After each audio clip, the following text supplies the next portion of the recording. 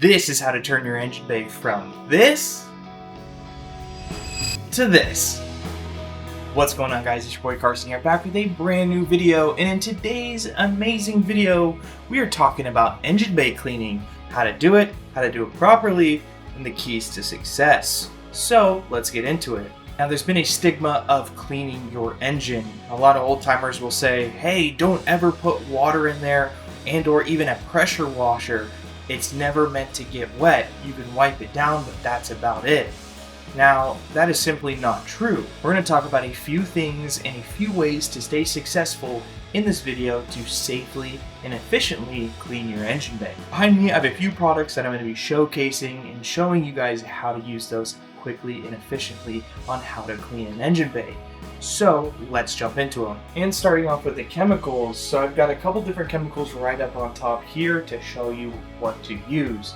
So first off, you're going to want to start with a pre-spray. Now for your pre-spray, you're going to want to use a APC. This is P&S Detail Products. This is their EnviroClean APC. This is diluted 4:1 or so. This is what you're going to spray on those really soiled spots to get a good spray down. Now you want to have a general cleaner. What I'm going to be using is P&S Detail Products. This is Brake Buster. This will go in there, clean gently but efficiently. Now if you have really bad soiled spots, I would hit it with AWH. Now AWH is a super high alkalinity cleaner that is paint safe and it's going to clean efficiently. This is a very, very good product to have in your arsenal. It's good for wheels, it's good for engine bays, and for paint work if it's really, really soiled. Of course, you have to be very careful as this is very high pH. Another product that you should add when you're cleaning your engine bay is going to be an iron decon. Now this is just an iron decon chemical. This is the 3D iron remover or the iron dissolver. Now I'm going to spray this lightly in the engine bay just to get all those particulates out of the engine. The cool thing about iron decon is if you have some stains on some of the aluminum and metal, it should take it out. This is just a quick once over onto the engine, rinse off real quick, and you're good to go. The only thing I will say about the iron decon is make sure you have one that's non-scented. If you have one that is scented, it's going to smell like that scent for a while until it burns completely off. And finally, this is going to be the star of the show. Now, Motorplast is a specific engine bay dressing. What that means is it is a specific dressing. It's supposed to go, of course, on the engine. It creates an elastomeric bond around all of the hoses, all the rubber parts, all of the engine covers, the plastics, whatever it is, and it protects and seals that from any heat, UV, whatever it is. The cool thing about this is it does bond with the water and self-levels with the water. So I'll show you guys how to use this, but this is literally magic in a bottle. That is it for the chemicals. Now, a couple tools here that will speed up your engine bay cleaning game. We'll go over those real quick. Now, first up, we've got the Detail Factory Fender Well Brush. Now, what you do with this guy is you're gonna go ahead and scrub down. The cool thing about this brush is it's a super long handle, so you can get back in those nooks and crannies of the engine bay cover, especially if you can't reach them. If it's like a lifted truck or lifted SUV, this is a total game changer. You can also use this to scrub the firewall if the firewall is really dirty as well. Next, we've got two brushes here. This is the Detail Factory Wheel Face Brush and then the Rag Company Ultra Utility Brush. The Wheel Face Brush is the same bristle makeup as the Fender brush, but it's going to be a little bit bigger surface area. This is perfect for those plastic engine bay covers and some of the surrounding bigger spots you have in the engine bay. Following that, we've got the Ultra Utility Brush. This is my go-to when I'm cleaning engine bays. It's got a great ergonomical grip there, and I can just scrub anything that I want. The bristles are stiff enough where it's going to scrub efficiently. It'll also flex around some of the grooves in the engine bay. This is what I personally use for engine bays. And finally, the last two little brushes here. We've got the Detail Factory, the synthetic tri-grip brush, and then of course the boar's hair brush. Now, the boar's hair brush is going to be a lot stiffer. It's going to scrub a lot more than the synthetic tri-grip brush. This is more for the delicate surfaces here, so be wary of that. If you got a ton of buildup and dirt and grime, I would reach for the boar's hair brush. If it's just light dirt, definitely reach for the synthetic tri-grip. All right, and now we are ready to attack the engine bay. So let's show you what we're working with.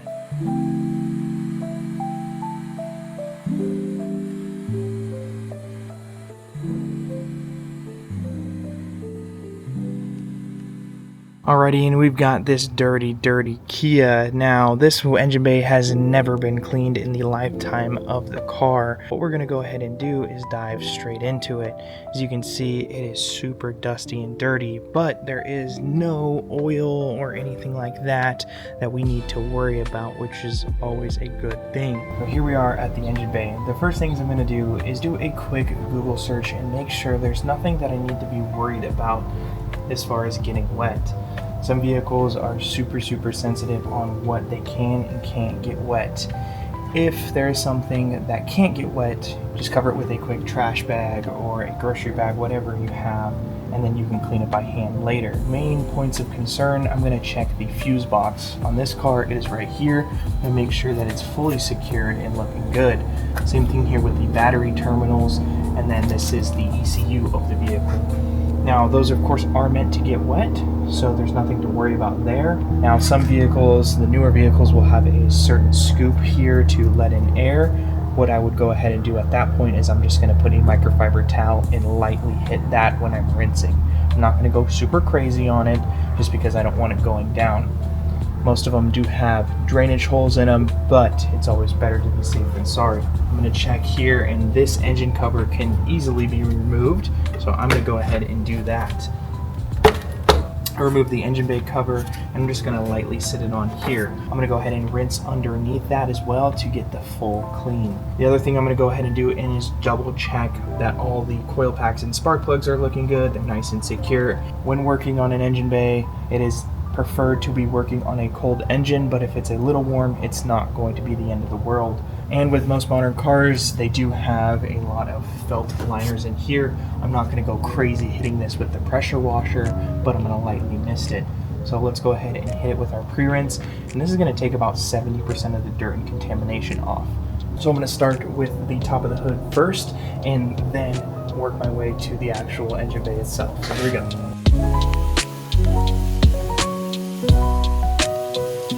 Now you can see it already looks a million times better just from a quick rinse. Now that there is a lot of embedded dirt around here, it's going to need some sort of chemical and a little bit of scrubbing, but you can see that's a before and after there. Now, another important thing I like to do, especially when working with these higher pH chemicals, is I do like to wet the surface around the car. If I get some overspray on the paint, it's not going to do very much as it's going to dilute it. So I'll quickly just hit around here just to get it a little bit wet.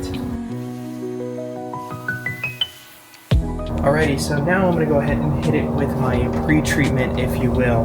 Now this car doesn't really need it, but I'm going to hit it just a few spots to show you guys what to do.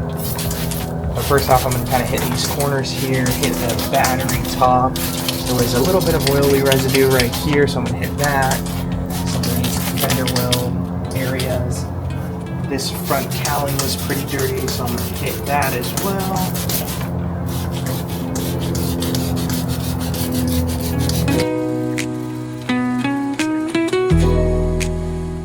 Following that up, we're going to hit it with some brake buster and then really start to scrub. Alrighty, so I've got brake buster here in the foam cannon. I'm going to rinse it down here, and then we'll get to scrubbing.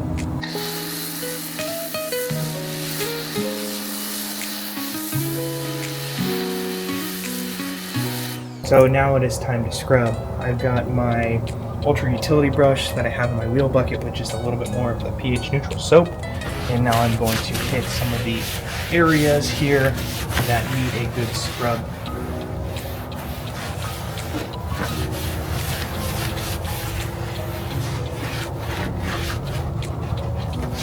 Some newer cars, you can honestly just get away with hitting it with brake buster, rinsing it, and calling it a day.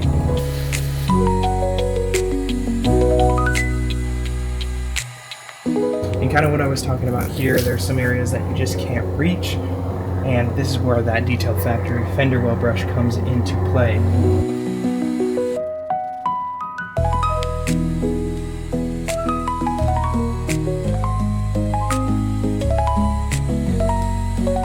Alright, now I'm going to continue with my utility brush and get some of the spots that are pretty open here.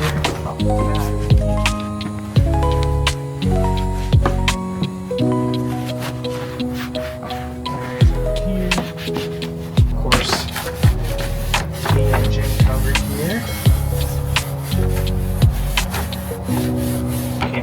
that. Now we're gonna hit these smaller little details here with our tri-grit brush. I like to kind of hit in here some of the, like I said, nooks and crannies.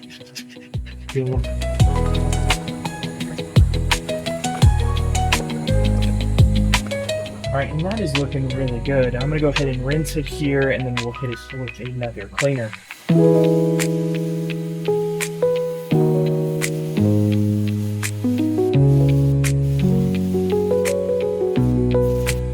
Alrighty, so I'm going to hit it with a quick layer of AWH here. This is going to be my sledgehammer and basically take what I missed off. Let's go ahead and hit it real quick.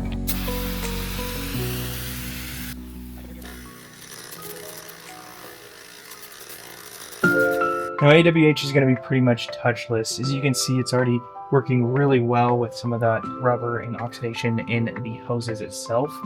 We're going to let it work, kind of do its own thing, and then we'll rinse it off quickly.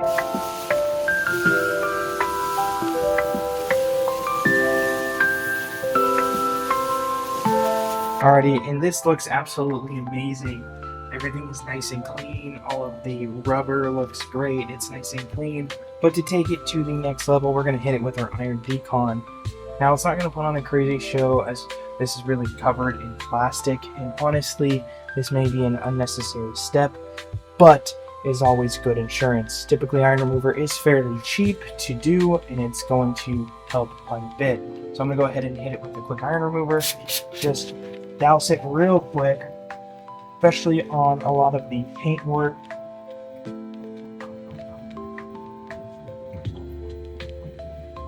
And like I was saying, hitting it on the metal to get some of that chemical staining off is going to be where it's going to shine the most. Now when working, you're going to want to make sure you're hitting it from multiple different angles.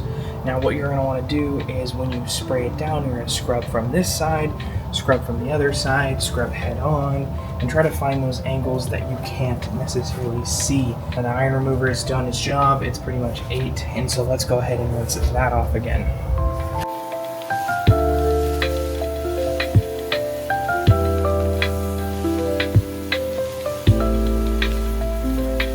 Alrighty, and that is the final step in my process here on how to do the engine bay. Everything's looking good and it is looking great. Notice how when I'm rinsing the car, I'm rinsing it from a very, very high angle. I'm also using a 40-degree nozzle on this pressure washer gun. I'm never hitting it super, super close here, so to force water into places that water shouldn't be. Alrighty, and we are almost done, so stick with me here. And what I'm going to go ahead and do is I'm going to hit it with my Eagle blower. I'm going to knock off majority of the water, and I'm going to re-wet the surface to use our motor blast. Alrighty, and that was it. Just a quick blow to get majority of the water off. What I'm going to go ahead and do here is I'm going to take my pressure washer gun without the pressure washer being on, and I'm just going to hit it with a quick mist of water. And this is what I mean by that. That's it. That's all I'm going to hit it. I'm going to take my motor blast. You can get about 2 vehicles worth out of 1 bottle. So let's go ahead and hit it with motor blast. Now I'm kind of just doing a quick layer of motor blast on the surface. Kind of fanning it out.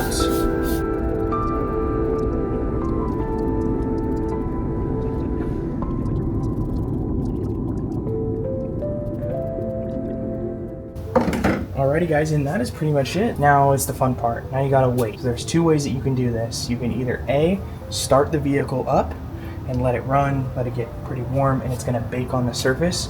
Or B, you can just leave it and let it dry naturally, and that's what I prefer to do. What I'll do is, in about 30-45 minutes, if I'm letting it bake naturally, I'm gonna go in here and just double check it. Some of these pooling spots, I'm just going to go ahead and hit it with some sort of microfiber towel just to get all that pooling out. Now, if you did miss a spot for some reason, if you missed the battery, that's not a big deal. You can apply motor blast to a towel and hit it that way. And this is also a great time to wash your car if it's not already washed. So that's what I'm going to go ahead and do. I'm going to wash this guy. I'll bring you guys back to show you the finished product.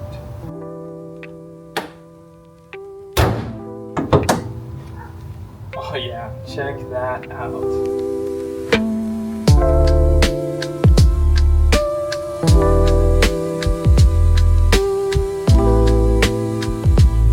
Alrighty, and everything is looking amazing here. If you do need to touch up on a few spots, you can just take a microfiber towel that just has a little bit of Motorplast on it and hit it specifically. Or if it's pooling or any issues like that, just mop it up with a towel. But man, this looks crazy. It looks so much better. And that is it for me today. I hope you guys did enjoy this amazing video. If you learned anything new, or if you learned this whole process from start to finish, let me know with a comment down below. Subscribe down below if you're brand new, and I'll see you guys in the next one. Peace.